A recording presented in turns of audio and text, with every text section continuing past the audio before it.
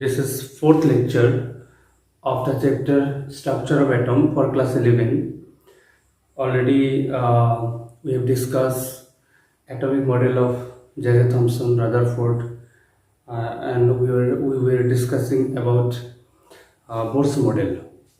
तो Bohr's model regarding एक numerical दे रहा हूँ, इसको सॉल्व करके भेजो. Which of the following will have same radius as first shell of hydrogen atom? तो चार ऑप्शन दिया हुआ है, आप चेक करके देखो कौन सा ऑप्शन करेक्ट होगा. मैं फिर से थोड़ा सा रिवीजन देता हूँ कि बोर्स मॉडल मेनली ना बोर्स ने हाइड्रोजन को लेके मॉडल को बनाया था. मतलब हाइड्रोजन मतलब एक एटम, एक प्रोटॉन और एक क्या है, इलेक्ट्रॉन है. ठीक है, न्यूट्रॉन नहीं है. तो मतलब एटॉमिक नंबर 1 है. ठीक है, एटॉमिक नंबर 1 है हाइड्रोजन का. तो यहाँ पे जेड जो जहाँ पे भी है Z that is atomic number. तो हम लोग बोर्स ने बताया उसका पाथ जो है फिक्स्ड है, तो एक फिक्स रेडियस मिलेगा. ठीक है, फिक्स डिस्टेंस पे पाथ मिलेगा. मतलब that is depend on an 1 होगा, 2 होगा, 3 होगा. ये सिंप्लीफाइड इक्वेशन है. न्यूमेरिकल करने के लिए ना आपको सिंप्लीफाइड इक्वेशन चाहिए, क्योंकि मैंने रियल इक्वेशन ये है, लेकिन इसमें जो जो कांस्टेंट है जिसका वैल्यू फिक्स्ड है पुट करने के बाद इतना वैल्यू आता है. अगर डेरिवेशन करते वक्त डेरिवेशन अगर मेनली 11 में डेरिवेशन नहीं चाहिए, क्लास 12 में फिजिक्स में एटम एंड न्यूक्लियस चैप्टर में आपको डेरिवेशन चाहिए, तब ये इक्वेशन चाहिए होगा. नेक्स्ट है आपका वेलोसिटी. ओके, वेलोसिटी यहाँ पे थोड़ा सा मिस्टेक है, 10⁻⁶. ठीक है, वेलोसिटी के लिए सिंप्लीफाई इक्वेशन है, मेन इक्वेशन है. ये टोटल एनर्जी, काइनेटिक एनर्जी का पोटेंशियल एनर्जी मेनली सेपरेटली उतना नहीं चाहिए, समझना है, लेकिन उतना काम का नहीं है. Total energy that is minus में होता है. ये सिंप्लीफाइड है और ये मेन इक्वेशन है. ठीक है, तो इस पार्ट को क्लियर करना मतलब कहने का मतलब है हाइड्रोजन एटम को लेके फिर थोड़ा सा एक्सप्लेन करता हूँ. ये हाइड्रोजन एटम का न्यूक्लियस है, ये फर्स्ट ऑर्बिटल है. फर्स्ट ऑर्बिटल में जो भी इलेक्ट्रॉन होगा that is -13.6 electron volt energy होगा. कैसे होगा कि फर्स्ट ऑर्बिटल के लिए एन का वैल्यू क्या है, 1 है, और जेड तो 1 है ही, हाइड्रोजन को फिक्स्ड है, तो ये तो 1 हो जाएगा. तो यही वैल्यू होगा -13.6 इलेक्ट्रॉन वोल्ट. इसका मतलब है हाइड्रोजन का जो फर्स्ट ऑर्बिटल में जो एक इलेक्ट्रॉन होता है इतना एनर्जी से बंधा हुआ है, बाइंडिंग है. माइनस का मतलब है बाइंडेड है. ठीक है, बंधा हुआ है, गिरवी में. ठीक है, गिरवी होता है ना. हाँ, पहले ऐसा होता था, जैसे पहला जमाने में महाजन, जैसे हम लोग का भी ऐसा होता था, पापा ने पैसा लेके आया तो अपना जमीन को गिरवी रख दे दिया. मतलब जब तक हम पैसा को नहीं देंगे वो मिट्टी उनका पास रहेगा, वो खेती बाड़ी करेंगे. सिमिलरली यहाँ पे इलेक्ट्रॉन को इतना जब तक एनर्जी नहीं मिलेगा वो बंधा रहेगा. इतना एनर्जी देने के बाद ये मुक्ति मिलेगा, ये विल गेट फ्रीडम. ठीक है, समझना. नेक्स्ट ऑर्बिटल है, उसमें एनर्जी होता है -3.4. क्यों, नेक्स्ट सेकंड के लिए एन का वैल्यू 2 पुट करो, ये तो 1 होगा, 1/4 हो जाएगा, यानी -13.6 को 4 से डिवाइड करो तो -3.4 होगा. कैलकुलेशन मिस्टेक भी हो सकता है, खुद करके देखना. इलेक्ट्रॉन वोल्ट, इसका मतलब है सेकंड ऑर्बिटल से इलेक्ट्रॉन निकालने के लिए आपको +3.4 एनर्जी देना पड़ेगा. ओके, थर्ड मतलब ये 9 हो जाएगा, 3 स्क्वायर का 9 हो जाएगा. सो ये हो जाएगा आपका -1.5 इलेक्ट्रॉन वोल्ट. ओके, -1.5. हाँ, एक जो आपका इरर का जो फिजिक्स में क्वेश्चन सॉल्व कराया था मैंने, 2 × 2 + 3 × 3 × 3 एक्चुअली मैंने गलती से 6 लिख दिया था, वो 9 होगा.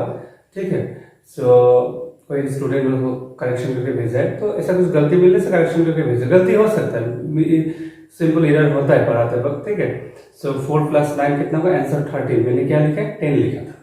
Okay, 1.5 -1.5 electron volt. ये थर्ड का है, मतलब इतना प्लस में देने से इलेक्ट्रॉन निकल जाएगा. सो फोर्थ ऑर्बिटल है और -0.85 इलेक्ट्रॉन वोल्ट से बंधा हुआ है. ठीक है, तो फोर्थ ऑर्बिटल में कोई इलेक्ट्रॉन है, उसको निकालना क्या होगा, आसान होगा, लेकिन डिपेंड करेगा. अगर यहाँ पे तो प्रोटॉन एक ही है, प्रोटॉन अगर चेंज होगा तो कहानी चेंज होगा. अलग एटम के लिए थोड़ा कॉम्प्लिकेटेड हो जाएगा. कर सकते हैं, लेकिन कॉम्प्लिकेटेड हो जाएगा. थोड़ा सा आइडिया मिल जाएगा हम लोग को अभी. हाँ, जैसे मान लेते हैं कि अभी यहाँ पे जो इलेक्ट्रॉन है, ठीक है, ये जो इलेक्ट्रॉन है ये जो इलेक्ट्रॉन है उस इलेक्ट्रॉन का एनर्जी एनर्जी फिक्स्ड है, बात सबसे कम है, माइनस में कम होता है ना, माइनस में हम लोग जीरो का स्केल देखेंगे तो माइनस में जितना वैल्यू होगा माइनस में उतना क्या होगा, कम होगा। तो हम लोग इसका इलेक्ट्रॉन का एनर्जी को कम माना जाता है, तो इसको हम लोग स्टेबल बोलेंगे। सबसे इलेक्ट्रॉन इसमें स्टेबल होगा, फिर यहाँ पे थोड़ा कम स्टेबल होगा, यहाँ पे थोड़ा और कम स्टेबल होगा, यहाँ पे थोड़ा और कम स्टेबल होगा। जैसे मैं बता रहा हूँ, हम लोग के साथ कोई हम लोग सिस्टम के साथ जो जुड़ जाता है, बॉन्डिंग में आ जाता है, ठीक है, वो स्टेबल हो जाता है, वो पढ़ाई लिखाई में बहुत अच्छे से एक्टिव होता है। तो कोई भी सिस्टम में अब रहते हो तो जुड़ना है, बॉन्डिंग में बनना है, ठीक है। तो जितना कम एनर्जी से बंधा होगा उतना अनस्टेबल होगा, अनस्टेबल वो बॉन्डिंग में पार्ट लेगा मेनली। तो हाइड्रोजन का जो फर्स्ट ऑर्बिटल है, हाँ, बोर्ड्स ने ये बात बताया था, जैसे मान लेते हैं कि ये जो ऑर्बिटल है, ऑर्बिटल का एक रेडियस होगा, तो रेडियस क्या है, फिक्स्ड रेडियस, फिक्स रेडियस की इक्वेशन। वह सेकंड जो ऑर्बिटल होगा वो n=2 हो जाएगा, वहां पे भी रेडियस होगा, मान लो r2 है या r1 है, तो r2 भी फिक्स्ड होगा सेकंड के लिए। मतलब ये बताया कि फिक्स पाथ में ही इलेक्ट्रॉन घूमता है, बोर्ड्स ने बताया था बाद में, लेकिन ये मॉडिफिकेशन होगा। फिक्स पाथ में आपको क्या होगा, इलेक्ट्रॉन घूमता है। तो थर्ड ऑर्बिटल का रेडियस निकाल सकते हैं, 3 होगा, फोर्थ ऑर्बिटल के निकाल सकते हो। तो आप ये भी सोल्व करके देखना, हाइड्रोजन का जो फर्स्ट ऑर्बिटल है उसका पाथ का रेडियस कितना है, सेकंड ऑर्बिटल का पाथ का रेडियस कितना है, थर्ड का कितना है, फोर्थ का कितना है, निकाल के खुद प्रैक्टिस करके देखो। सिर्फ हाइड्रोजन को लेके करना, क्योंकि हाइड्रोजन के लिए जेड का वैल्यू कितना है, 1 है, खाली आपको n को कंसिडर करना है। तो फर्स्ट ऑर्बिटल में जो इलेक्ट्रॉन है उसका वेलोसिटी इतना ही होगा, क्योंकि ये 1 है, ये 1 है। सेकंड के लिए निकाल के देखो, थर्ड के लिए निकाल के देखो, फोर्थ के लिए निकाल के देखो, और एनर्जी को तो मैंने बता ही दिया। और एक बात यहाँ पे इंपॉर्टेंट आएगा, थोड़ा देर में हमें वो कॉन्सेप्ट आएगा कि ये जो दो ऑर्बिटल का बीच में बा दो शेल का बीच में, दो पाथ का बीच में एनर्जी का जो डिफरेंस है वो फिक्स्ड है, फिक्स्ड। फिर इसका बीच में भी एनर्जी का डिफरेंस क्या होगा, फिक्स्ड होगा। इसका बीच में भी क्या होगा, एनर्जी डिफरेंस क्या होगा, फिक्स्ड होगा। भाई ये दोनों का बीच में फिक्स्ड होगा, ये दोनों का बीच में फिक्स होगा। तो इसी को बोला जाता है क्वांटाइज्ड नेचर। जो ऑर्बिटल है, जो पाथ है, उसका एनर्जी क्या है, आपका क्वांटाइज्ड नेचर है, फिक्स डिफरेंस में पाथ होता है, ठीक है, फिक्स्ड एनर्जी का डिफरेंस आपको मिलेगा। और इलेक्ट्रॉन अगर यहाँ से यहाँ जंप करने से, फर्स्ट सेकंड में जंप करने से एनर्जी क्या होगा, एब्जॉर्ब करना पड़ेगा, ठीक है। मतलब एनर्जी देंगे तब भी इलेक्ट्रॉन जंप होगा। यहाँ से एकदम पूरा बाहर निकालने के लिए मिनिमम कितना एनर्जी देना पड़ेगा, +13.6, मतलब एब्जॉर्ब कर रहा है। और ऊपर से नीचे अगर इलेक्ट्रॉन जाएगा तो एनर्जी क्या होता है, रिलीज होता है, एनर्जी बाहर निकालते हैं, इमिट बोलते हैं उसको, रेडिएशन, ठीक है। लोअर शेल से अपर शेल्स में जाने से एनर्जी एब्जॉर्ब होता है, इंपॉर्टेंट पॉइंट है। और अपर शेल से लोअर शेल में जाने से क्या होगा, एनर्जी क्या होगा, रिलीज होगा, व इमिट होगा, व रेडिएशन होगा। मीनिंग क्या है, सेम है। Next point regarding Bohr's model, while revolving in a particular orbit, an electron neither gain energy nor loss energy। मतलब कहने का मतलब है, जिस पाथ में इलेक्ट्रॉन रहता है उस पाथ का, ऑर्बिट का एनर्जी क्या है, फिक्स्ड है। ऐसे मैं ऑलरेडी बता दिया, हाइड्रोजन का जो फर्स्ट ऑर्बिट है उसका एनर्जी कितना है, -13.6, ठीक है। जब तक उस ऑर्बिटल में इलेक्ट्रॉन रहेगा, वो ऑर्बिटल का, इलेक्ट्रॉन का बात नहीं है चल रहा है अभी, उस ऑर्बिट का एनर्जी क्या है, फिक्स्ड है। इलेक्ट्रॉन आगे न्यूक्लियस में नहीं गिरेगा, ओके। इसे मान लेते हैं कि ये दस्तर है, ये दस्तर ऊपर से गिर रहा है, ठीक है, आके मैं सपोर्ट दे दिया उसको। मान लेते मेरा हाथ का, मैं जो सपोर्ट दे रहा हूँ उसका फिक्स्ड है, मेरा कैपेसिटी इसको रखने का। जब तक मेरा ये फिक्स्ड है, ये चीज जाके नहीं गिरेगा। यहाँ पे दो चीजें देखो, ये इसका वैसे सपोर्ट का वैसे ही रहेगा, ओके। इस टाइप का केसेस है। फिर अभी तो हम लोग मालूम चल गया कि ये जो कैश शेल है, NH2 हाइड्रोजन की केस के लिए है, ओनली फॉर हाइड्रोजन। इसका एनर्जी कितना है, -13.6 इलेक्ट्रॉन वोल्ट। इसमें कितना है, -3.4 इलेक्ट्रॉन वोल्ट। इसका एनर्जी कितना है, -1.5 इलेक्ट्रॉन वोल्ट। इसका एनर्जी कितना है, -0.85 इलेक्ट्रॉन वोल्ट। तो जिस ऑर्बिट, जहाँ पे पार्टिकुलर पाथ में ऑर्बिट में इलेक्ट्रॉन घूमता है, उस ऑर्बिट का एनर्जी कभी भी कम व ज़्यादा नहीं होगा, वो फिक्स्ड है। हाँ, इलेक्ट्रॉन अगर पोजीशन चेंज किया, फर्स्ट से सेकंड में गया, थर्ड में गया, तब इलेक्ट्रॉन का एनर्जी चेंज हो सकता है, लेकिन ऑर्बिट का एनर्जी हमेशा क्या है, फिक्स्ड है, फिक्स्ड, ओके। नेक्स्ट है इलेक्ट्रॉन कैन एक्सेप्ट एनर्जी। यहाँ पे इलेक्ट्रॉन का बात चल रहा है, यहाँ पे ऑर्बिट का बात चल रहा था। ऑर्बिट का एनर्जी फिक्स है, कंफ्यूजन नहीं होना। ऑर्बिट एक स्पेस है, एक जगह है, एक पाथ है जहाँ पे इलेक्ट्रॉन रहता है। यहाँ पे ऑर्बिट के बारे में बोल रहे हैं, ठीक है, ऑर्बिट का, इलेक्ट्रॉन का नहीं। और इस केस में क्या है, electron can accept energy and can loss energy if an electron accepted energy it jump to higher energy level. Accept करते तो हायर एनर्जी लेवल में जंप करता है। एन इलेक्ट्रॉन गेन्स और loss only those energy which are equal to difference in two energy level. ये एक interesting cases है, मैं केस लेके बता रहा हूँ। जैसे मान लो कि E1 है फर्स्ट ऑर्बिटल का एनर्जी, फर्स्ट ऑर्बिट का, फिर उसका साथ अगर हम एक एनर्जी ऐड करेंगे तो वो सेकंड का बराबर आएगा, ठीक है। मतलब सेकंड और फर्स्ट के बीच में डिफरेंस है, it is the difference, delta E1 मैंने नाम दिया है, ठीक है। जैसे मान लो कि फर्स्ट का एनर्जी कितना है -13.6, उसमें अगर 10.2 ऐड करेंगे ना तो सेकंड का बराबर होगा -3.4।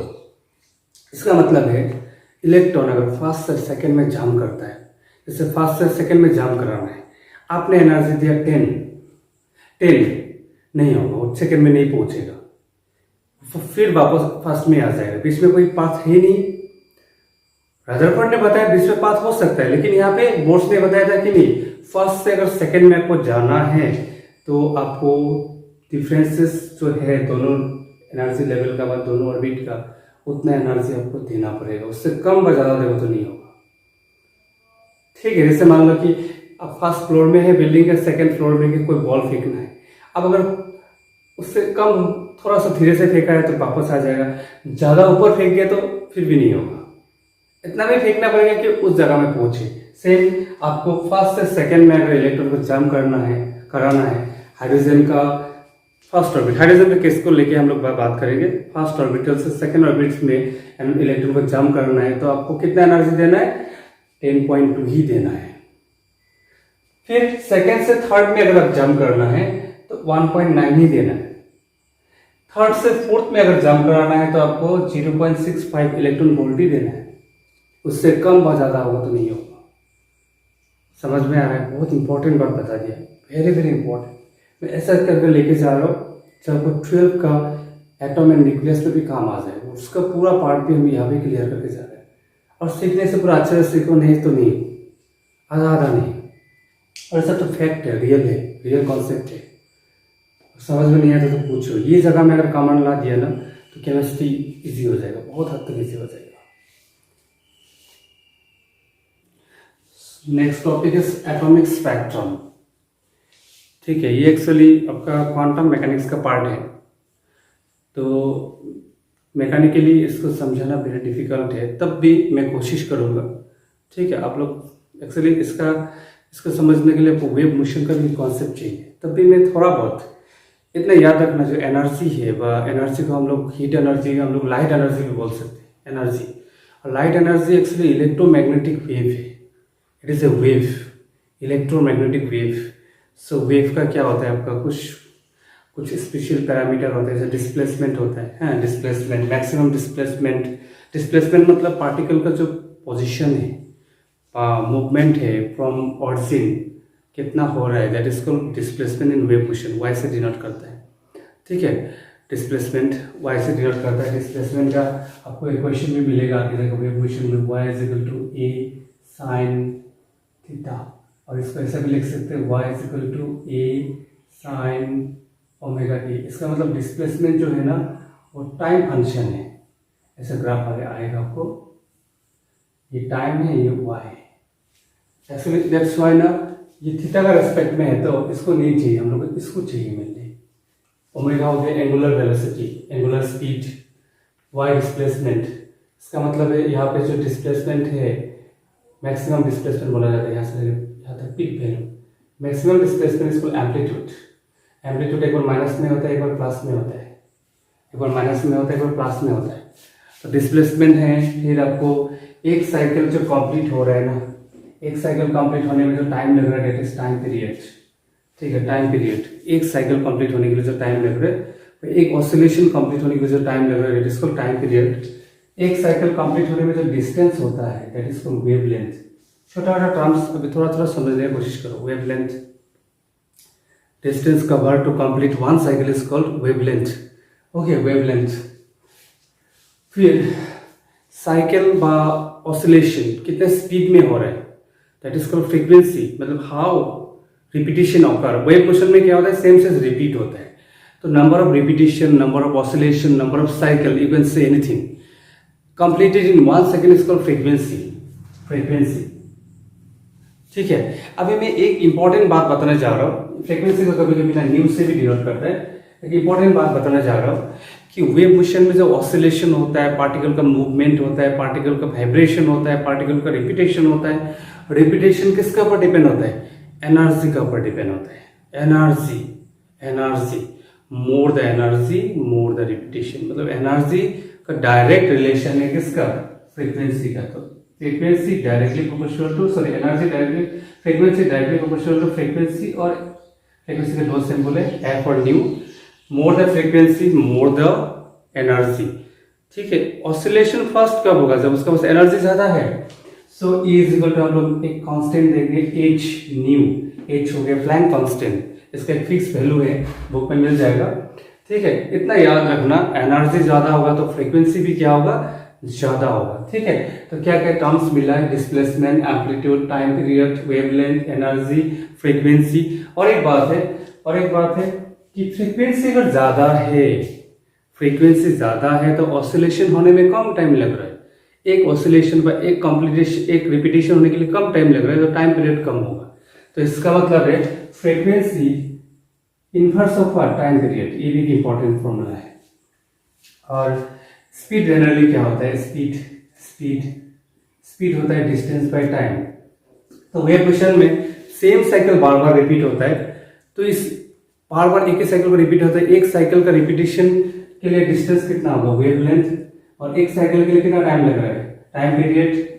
और 1/t इज इक्वल टू आपका f होगा, तो speed is equal to lambda into what, frequency.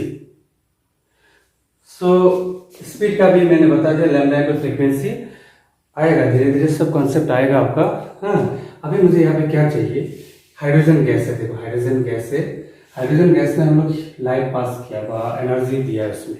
तो ऑलरेडी हम लोग जानते हैं कि एनर्जी देने से इलेक्ट्रॉन, तो जनरली हाइड्रोजन गैस का जो इलेक्ट्रॉन होगा ऑर्बिटल का, वो फर्स्ट ऑर्बिटल में होता है। फर्स्ट ऑर्बिटल जैसे मान लेते हैं हम लोग, इलेक्ट्रॉन होता है फर्स्ट ऑर्बिटल में। तो इसको एनर्जी दे देंगे, मान लो सेकेंड में चला गया, सेकेंड में जाएगा तो कितना एनर्जी ऐड हुआ है, कितना ऐड हुआ है, प्लस 10.2, याद है ना, इलेक्ट्रॉन वोल्ट। तो एनर्जी अगर चेंज हो गया तो फ्रीक्वेंसी भी क्या होगा, चेंज होगा। और तो कलर होता है ना, कलर, लाइट का जो कलर होता है वो फ्रीक्वेंसी के ऊपर डिपेंड होता है, वेवलेंथ के ऊपर डिपेंड होता है। तो कलर भी क्या होगा, चेंज होगा। लेकिन एक बात याद रखना, ऑर्बिटल का बेस में एनर्जी का फिक्स डिफरेंस है, तो फिक्स एनर्जी एब्जॉर्ब होगा। हो सकता है थर्ड में जाए, तो उसके लिए आपको सेकेंड से थर्ड में जाए, और फर्स्ट से डायरेक्ट से थर्ड में चला जाए। थर्ड में जाने से आपको होगा ऑलमोस्ट 10.2 प्लस कितना था, 1.9 था क्या, 1.9 था। सो कितना हो जाएगा, लगभग हो जाएगा आपका 10.2 1.9, सो इट्स 1 2 12.1, मतलब फर्स्ट से थर्ड में जाने के लिए कितना एनर्जी गेन होगा, 12.1। इसका मतलब है फर्स्ट से सेकेंड, और सेकेंड से थर्ड, और फर्स्ट से थर्ड, फर्स्ट से फोर्थ, थर्ड से फोर्थ, इतना ही तो पॉसिबिलिटी है, इसका मतलब है यहां से ये मिडिल में नहीं जा सकते, कोई पाथ ही नहीं है, कोई एनर्जी का डिफरेंस ही नहीं है। इसका मतलब है आपका जो व्हाइट लाइट भेजने से ना, व्हाइट लाइट हाइड्रोजन से भेजने से, हाइड्रोजन गैस से, तो व्हाइट लाइट में कितना कलर होता है, 7 कलर होता है, 7 एनर्जी होगा। तो कुछ कलर का ही उसमें एनर्जी एब्जॉर्ब होगा, उसमें मैच होगा, बाकी कलर का मैचिंग नहीं होगा। देखो यहाँ बहुत इंपॉर्टेंट एक बात है, फिक्स डिफरेंस का ही वो गेन कर सकता है। तो देखा गया कि जो कलर निकलेगा, फिर रेडिएशन होगा, इमिट होगा यहाँ से, वो या तो रेड मिलेगा, वायलेट मिलेगा, ऑरेंज मिलेगा। ब्लू कलर का एनर्जी का बराबर का कोई एनर्जी एब्जॉर्ब होगा ही नहीं, है ही नहीं, उतना एनर्जी का डिफरेंस है ही नहीं। हो सकता है कि ब्लू कलर का एनर्जी के लिए आपको 5.2 चाहिए, मान लेते हैं, मुझे हम जस्ट एग्जांपल दे रहे हैं, 5.2 का डिफरेंस का कोई एनर्जी नहीं है, उतना फ्रीक्वेंसी मैच ही नहीं हो रहा है, तो इसीलिए 7 कलर स्क्रीन में नहीं मिलेगा, कुछ कलर मिसिंग होगा, कुछ कलर मिसिंग होगा, इसीलिए इसका नाम क्या दिया, लाइन स्पेक्ट्रम। अगर सब कलर अगर मिलता उसको हम लोग बोलते हैं कॉन्टिन्यूअस स्पेक्ट्रम, कॉन्टिन्यूअस स्पेक्ट्रम।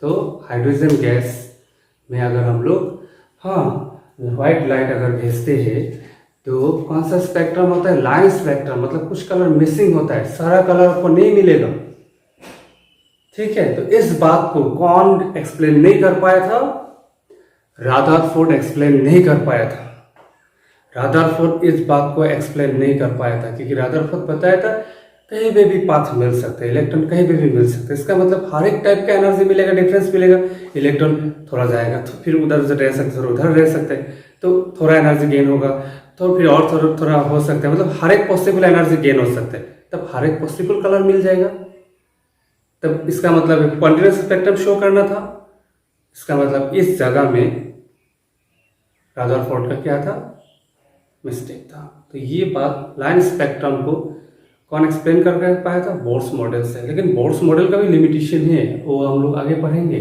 थोड़ा मॉडिफाइड होगा, ज़्यादा मॉडिफिकेशन नहीं होगा, थोड़ा मॉडिफिकेशन होगा, तो अर्थ क्वांटम मैकेनिकल मॉडल, उसके बाद हम लोग क्वांटम मैकेनिकल मॉडल पढ़ेंगे। अगर यहाँ तक समझ में आएगा तो आगे बहुत इजी हो जाएगा, कॉन्सेप्ट पूरा क्लियर हो जाएगा। और मैं एक बात बता रहा हूँ आपको, ये structure of atom, chemical bonding, periodic table, ये पार्ट मेरा रियली जब मैं क्लास 12 में 11 था बहुत अच्छे से क्लियर था, मुझे ऑल इंडिया इंजीनियरिंग में जो अच्छा रैंक मिलने का रीज़न था ये केमिस्ट्री। फिजिक्स भी अच्छा था लेकिन उस टाइम में उतना नहीं सीखा था, उतना लर्निंग नहीं होता, मुझे फिजिक्स लर्निंग हुआ when I was in engineering college, मैं जब सेंट्रल गवर्नमेंट इंजीनियरिंग में पढ़ा, बहुत अच्छा सा टीचर था, वहाँ पे जाके सीखा है। तो मैं फिर से बताता हूँ, उस चीज़ को जितना सिंपल कर पाओगे ना, जितना सिंपल से समझ पाओगे उतना आपके लिए क्या है, फायदा है। कॉम्प्लिकेटेड नहीं करना, स्टेप बाय स्टेप सीखो, हर एक छोटा छोटा बात को एनालिसिस करो।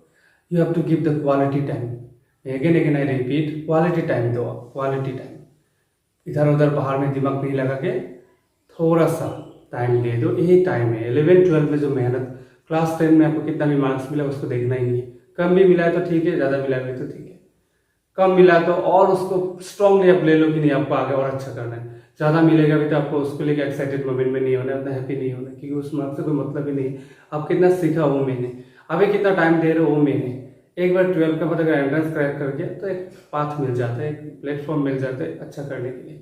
Okay fine.